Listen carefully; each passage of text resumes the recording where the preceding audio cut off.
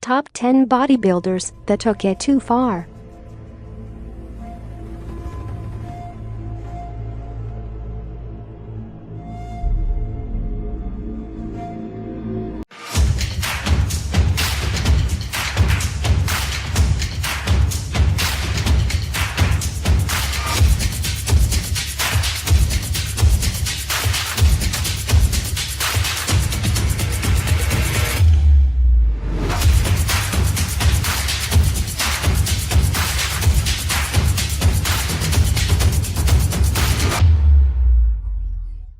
Whether you're new or you've been around for a while, take a moment to subscribe to our channel. Once you've done that, click on that gray bell, which will let you know the moment we upload a new video.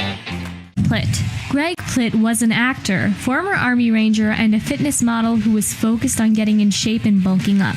Unlike steroid use or working out with a bad heart, Plitt took things too far when he was making a commercial for energy drinks. Believing that his physical condition and energy drink gave him the edge, Plitt wanted to prove it by racing a train. The only problem was that he tried to do it while running on the tracks. Needless to say, this moment of terrible judgment led to Plitt being killed and proving yet again that you shouldn't play on the train tracks. Gordon Kimbrough. This San Francisco bodybuilder is a perfect example of what can happen if bodybuilders go too far with steroids and hormones. Gordon Kimbrough was described by those who knew him as quiet and shy, aren't they all?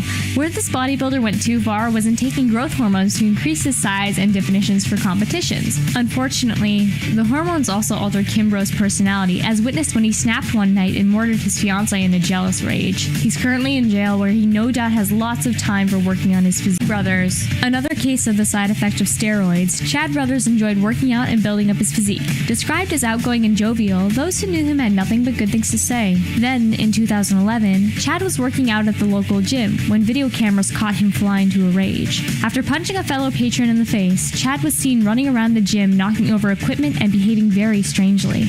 Police arrived and had a great deal of trouble subduing Brothers, who required multiple taser shots before he fell dead to the floor. Officials later said that Chad experienced an agitated delirium contributed to the steroids found in his system. Terry Harris. Bodybuilding isn't just a male competition, and many women enter this world with the goal of getting big and winning major tournaments as well. Terry Harris was one such bodybuilder. She had worked and built herself up for years before finally making it pro in 2013. Unfortunately, what Terry didn't know is that her body couldn't handle the strain. Just 2 days after her first professional completion in Tampa, the 49-year-old was at the gym when she collapsed and died of a massive heart attack. Steve Mikulik. Steve Mikulik was one of the pioneers of modern bodybuilding. His motto, intensity or insanity, reflected his brutal training regime, which either made or broke many aspiring bodybuilders. He also used huge amounts of steroids to help him get the body he wanted. These steroids contributed to his health problems, which included massive tumors, kidney failure, and heart disease. Mikulik's personality was also enhanced by the chemicals, and he was even known to throw spectators through the window of the gym because he thought they were draining his energy while he trained. Denise Rutkowski. As we've already seen, pushing too hard in the world of bodybuilding can have some serious consequences not only for men, but women as well. Denise Rutkowski had a relatively brief bodybuilding career stretching from the late 1980s to the early 1990s. Rutkowski's workout regime gave her an impressive physique and made her appear like a cross between Barbie and He-Man. Steroid use, as it does for most female users, took its toll on the 1993 Miss Olympia runner-up. However, today, Denise looks nothing like her old self thanks to her masculine appearance and extensive facial hair. Anthony D'Arzo. Anthony D'Arzo is proof that while bodybuilding can make you look healthy on the outside, it can mask weakness and illness on the inside. Always pushing to get bigger and pump more iron, D'Arzo had been warned by doctors that he had a weak heart. Ignoring the warnings, the bodybuilder pushed on with more weights and steroid use, draining his already struggling heart. Just hours before a competition, the 44-year-old sat down on the bed and died in the middle of a discussion with his Mario dos Santos Alves. Sometimes bodybuilders just can't get to the size they want. Those who don't go the steroid route often turn to synthol, a chemical which can be injected into the body to give the appearance of larger muscles. Romario dos Santos Alves was one such bodybuilder who went this route. Romario injected so much synthol into his arms that they swelled to 25 inches. You could say, however, that he went too far. The synthol hardened in his arms, and doctors were almost forced to amputate both arms in order to save his life. In addition, his kidney kidneys were damaged from the chemical injections, and children were frightened by his appearance, often running away. Nasser El-Sambati.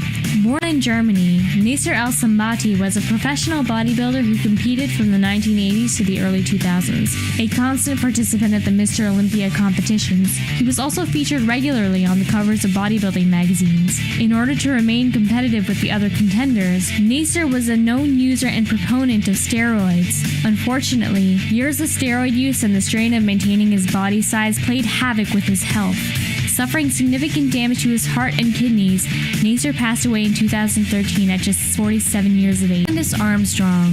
Her desire to get bigger paved the way for Candace Armstrong's use of steroids. The once slender blonde decided that she was unhappy with her appearance and wanted to get bigger arms, shoulders, and a slender waist. When natural means weren't cutting it, Candace used steroids for the extra boost. Unfortunately, the drugs have had a significant impact on her appearance.